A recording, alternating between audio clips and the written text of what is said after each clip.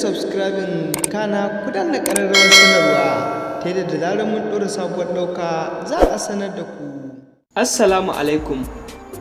Yau dai ga mu ɗauke da abubuwan da kuke da buƙatar sani akan ranar Hausa. Shin wai wacce rana ce ma ranar Hausa? Kin sani? Ka sani? To ko da ma ya kasance kun sani, ku biyo mu domin ku ƙara jin ainihin tushen yarenku na Hausa. Domin yarenki, yarenka, yarena na Hausa ba ƙaramin tarihi ne da shi ba. Ranar Hausa da kake jin ta, rana ce ta 26 ga watan Agusta na kowace shekara. Domin kuwa a cikin ranar ne ake gudanar da bukukuwan ranar Hausa ta duniya baki ɗaya. Shin ko ka san taken bikin Hausa na bana? Taken biki na bana kuwa shine buƙatar Majalisar Ɗinkin Duniya ta ƙungiyar haɗa kan ƙasashen Afirka ta AU da kuma ƙungiyar ƙasashen Yammacin Afirka suna buƙatar su mayar da harshen Hausa a matsayin harshe na sadarwa a cikin ƙungiyoyin. Ita wannan rana dai ta samo asali ne a shekara ta 2015, inda ma'aikacin sashen Hausa na BBC Abubakar Aliyu Jari da wasu abokansa na shafukan sada zumunta suka ayyana ranar a matsayin rana ta masu magana da harshen Hausa. Za su haɗu su tattauna ci gaba da ƙalubalen da harshen Hausa yake fuskanta a ƙarni na 21. Daɗin daɗawa, a kowace shekara idan ranar ta zagayo, ma'abota shafukan sada zumunta ke yin amfani da tambarin na ranar Hausa domin tattaunawa da yin muhawara. Daga bisani kuma a shekara ta 2018 aka fara gudanar da bukukuwa na zahiri a gidan ɗan Hausa da kuma wasu ƙasashe a faɗin duniya kamar irin su Ghana da dai sauransu. Waɗanda suka ƙirƙiro wannan ranar sun ce sun yi haka ne domin tunawa da al'ummar Hausa da kuma ganin muhimmancin harshen da yadda za a ciyar da shi gaba. Sannan kuma ranar ta kasance a matsayin wata rana da ake ƙalubalantar al'ummar Hausawa domin fitowa da sababbin abubuwa da yin bincike da kuma yin nazari domin haɓaka harshen Hausa. Babbar nasarar da za a ce ranar Hausa ta duniya ta haifar ita ce haɗa kan al'ummar Hausawan duniya a duk inda suke.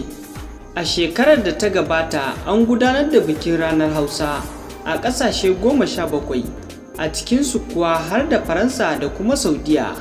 Hausawa na haɗuwa a wannan rana domin sada zumunci da kuma tattaunawa akan yadda za su taimaka wa juna. A cewar Abdulbaki Jari, a wannan shekarar za a gudanar da bikin a sama da ƙasashe 25 a faɗin duniya.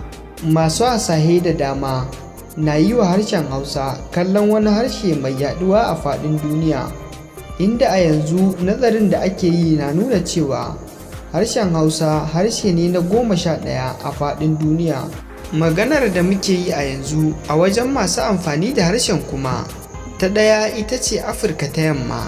Sai dai akwai jayayya tsakanin manazarta kan girman Hausa a nahiyar Afirka, inda wasu ke ganin harshen Swahili da ake yi a ƙasashe da dama na yankin Afirka maso gabas ya ɗara na Hausa, wanda ake yi a yankin Afirka ta Yamma da Afirka ta Tsakiya da kuma kasuwar Afirka.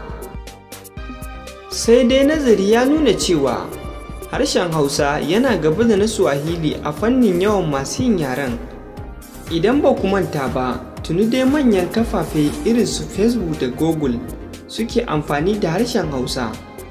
Sannan kuma manhajar amfani da Android ta iOS sun shigar da shi cikin harsunan da ake yin amfani da su.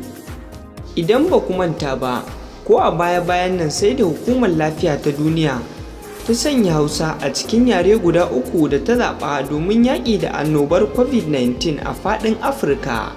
To yanzu maganar da muke ana fatan harshen Hausa zai samu karɓuwa nan ba da jimawa ba cikin harshen da ake amfani da shi na Majalisar Ɗinkin Duniya da kuma ƙungiyar haɗa kan ƙasashen Afirka ta AU da ma ƙungiyar ƙasashen Yammacin Afirka ta ECOWAS. To a yanzu dai har yanzu ana buƙatar bincike sosai da nazari akan harshen Hausa ta hanyar sabbin ƙirƙire-ƙirƙire na zamani domin ɗaga martabar harshen Hausa.